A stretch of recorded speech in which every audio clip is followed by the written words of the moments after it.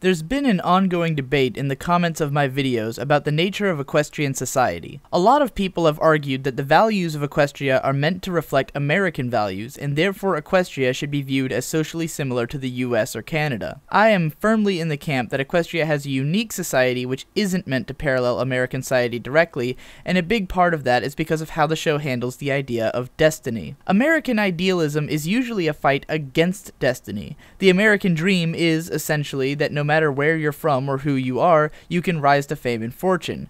We say that anyone can become anything regardless of their beginnings. But in Equestria, destiny is something to be embraced, sought after, and lived with. Ponies are expected to literally live up to their names, as their parents somehow psychically anticipate what their child will be like when naming them. Some names allude to something specific, such as Rarity or Rainbow Dash or Applejack, while others speak more for potential, like Twilight Sparkle or Apple Bloom. Ponies are expected to realize a specific destiny by the time they finish elementary school, and that destiny is permanently emblazoned on their flanks. We don't exactly expect that ponies have a concept of the midlife crisis. Pony society and pony magical physiology suggest that the way a pony's life plays out just isn't anything like the way an American's life plays out.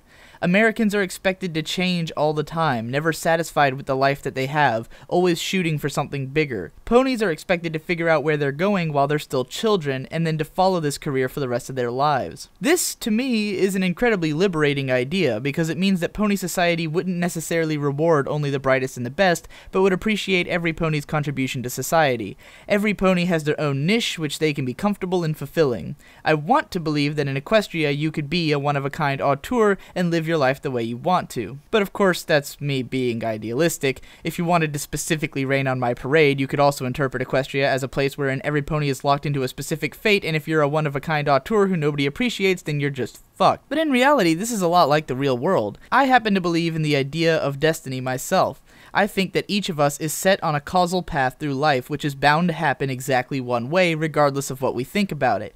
The idea that we're making choices about who we are and how we see others is merely an illusion.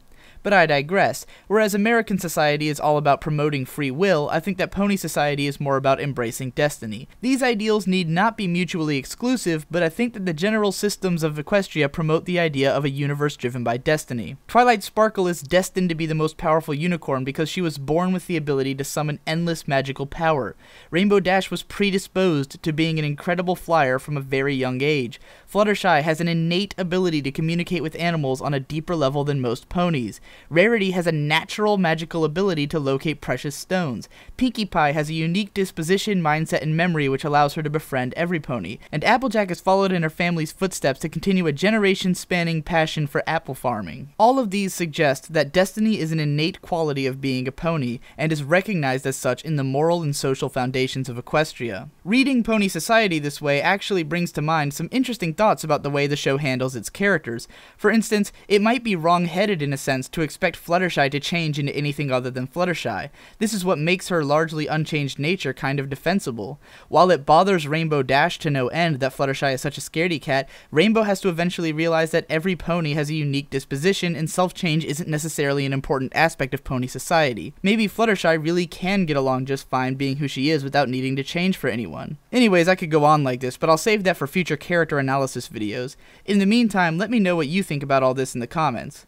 And while we're here, let's address the idea of dramatic readings. Some people have been asking me to do them, and I'm interested, though I've never done it before. Someone recommended me to read Vinyl and Octavia University Days, and I've been reading it, and it's amazing, but if I were to dramatically read this, I obviously can't accurately perform Octavia and Vinyl. I can try my best to do like a man version of their voices, if that's okay with you, so... is that okay with you?